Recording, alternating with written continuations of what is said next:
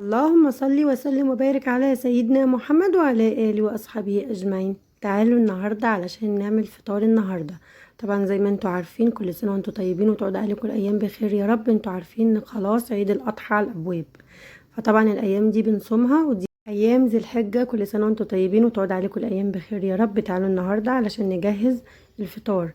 أول حاجة هجيب 5 كيلو من السمك، هغسلهم كويس جدا وانضفهم. بعد كده هجيب صينيه كده احط عليها السمك وانزل عليها بشويه من الكمون، شويه من الملح، وكمان ليمون. وبعد كده هقلبهم كويس جدا وهسيبه في التلاجة حوالي ساعتين او 3 علشان يتبل. يبقى تاني بعد ما نضفته غسلته كويس جدا، تبلته بليمون وكمون وملح وقلبته كويس جدا، وهحطه ساعتين او 3 في التلاجة علشان يتبل. كل ما بيقعد في التتبيله كل ما بيكون احلى. تعالوا بقى علشان نجهز الدقة اللي هنحشي بيها السمك. هجيب شفشق الخلاط واجيب الفلفل اغسله كويس جدا. بعد كده هقطعه واحطه في شفشق الخلاط، واحط عليه شوية من الملح، شوية من الكمون، كام فص من الثوم، وكمان ليمونة كبيرة. بعد كده هضربهم في الخلاط، هيبقى معايا احلى دقة هنحشي بيها السمك. تعالوا بقى علشان نجهز الدقة التانية اللي هناكلها مع السمك. برضو هجيب شفشق الخلاط احط فيه فلفل بعد ما غسلته كويس جدا. بعد كده هنزل عليه بكام فص من الثوم، وكمان شويه من الكمون، شويه من الملح، وحبيتين كبار من الطماطم. دي اللي قدامكم، دي دقه اللي احنا هناكلها مع السمك. بعد ما اضربهم في الخلاط كويس جدا، بعد كده هحطهم في الطبق وانزل عليهم بشويه من الخل واقلبهم كويس جدا، واحطهم في التلاجة واسيبهم لحد ما يجي ميعاد الاكل. طبعا دي انا بزود شويه كمان علشان الكميه تبقى حلوه علشان تكفي. هعملها بنفس الطريقه برضو، شويه من الملح، شويه من الكمون، وكمان شويه من الخل، وكمان ليمون، وكمان كام فص من الثوم، وكمان حبيتين من الطماطم، واضربهم. بعد لما ضربتهم هحطهم على الدقة التانية واحطهم في التلاجة واسيبهم لوقت التقديم. تعالوا بقى هنعمل ايه بعد كده. هنعمل سمك بالصلصة. انا هعمله بالصلصة على النار من فوق، مش هعمله في صينية.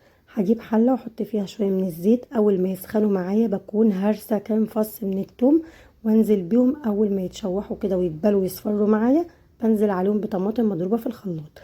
بعد كده هنقلي السمك. طبعا انا عملت معاكم بتعملوا السمك ازاي. طبعا حشيته دقه، وبعد كده كنت جايبه طبق كبير وحاطه فيه شويه من النشا وشويه من الدقيق وعليهم شويه من الملح وشويه من الكمون، وقلبتهم في بعض كويس جدا. بعد كده حطيت السمك فيه وقلبته. بعد كده جبت طاسه مليانه زيت وحطيت، اول ما سخنت معايا حطيت السمك فيه وبدات اقلي. تعالوا بقى علشان نعمل الرز. جبت حله وحطيت فيها شويه من الزيت وقطعت كام بصلايه كده مكعبات، واول ما اتحمروا معايا بقى لونهم بني نزلت عليهم بشويه من القرفه، وبعدين فضلت اقلب فيهم. بعد كده نزلت عليهم بميه وشويه من الملح.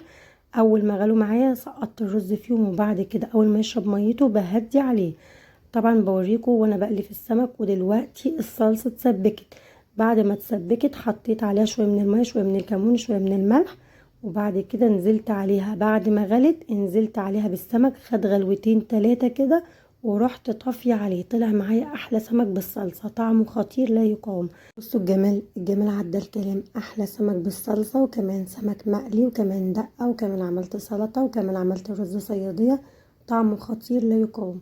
طبعا لسه في رز كتير، بس طبعا زي ما قلت لكم ان المكان مش مكفي. طبعا بحط على الرخام على قد ما تاخد علشان اصور لكم واوريكم. وبعد كده بقيه الاكل بطلعه في المكان اللي بنفطر فيه. بس فانا طلعت في المكان اللي بنفطر فيه، طلعت سلطه وكمان دقه وكمان رز، حطيت على الرخام على قد ما تاخد. بصوا الجمال، الجمال عدى الكلام. هو ده فطار النهارده. دول 5 كيلو من السمك، طعمه خطير يا جماعه، ومعاه احلى سلطه واحلى دقه واحلى رز صياديه. اهم حاجه يا حبايب قلبي اعملوا اللايك، علشان اللايك هو اللي بيرفع من الفيديو. يعني بتدخلي تتفرجي على الفيديو اعملي لايك، مش هياخد منك وقت خالص، لان طبعا اللايك ده بيخليكي انت تتفرجي وغيرك يتفرج وبيرفع من الفيديو. فاهم حاجه يا حبايب قلبي اللايك. ويا بقى لو كومنت جميل منك كده هيشرفني طبعا وهيسعدني جدا. عايزه اقول لكم والله يا حبايب قلبي انا مضغوطه اليومين دول جدا، بس لازم انزل لكم الفيديوهات دي علشان طبعا احنا بنستفاد من بعض وبناخد افكار من بعض. يعني انت ممكن تبقي محتاره هتعملي فطار ايه النهارده، تاخدي فكره مني فتعمليه. عايزه اقول لكم والله انا بتعب في المونتاج جدا جدا جدا، بس لازم انزل لكم الفيديوهات حتى لو مضغوطه، لازم انزلها علشان تنزل في وقتها. فاهم حاجه اعملوا اللايك، علشان اللايك هو اللي بيرفع من الفيديو. واستنوا مني فيديوهات جميله جدا ان شاء الله بعد العيد. احنا عايزين نفعل القناه بقى يا جماعه، القناه كده بقى لها كتير. يعني المفروض ان انا بعمل لكم اكل بتستفادوا منه، بوريكم طريقه حاجه كده، فحاجات فيها افادة. المفروض تعملوا لي لايك. بصوا بقى، رجعت لكم اجواء رمضان تاني، حبيت اعمل لكم الاكل على مفرش رمضان عشان افكركم بايام رمضان الجميله.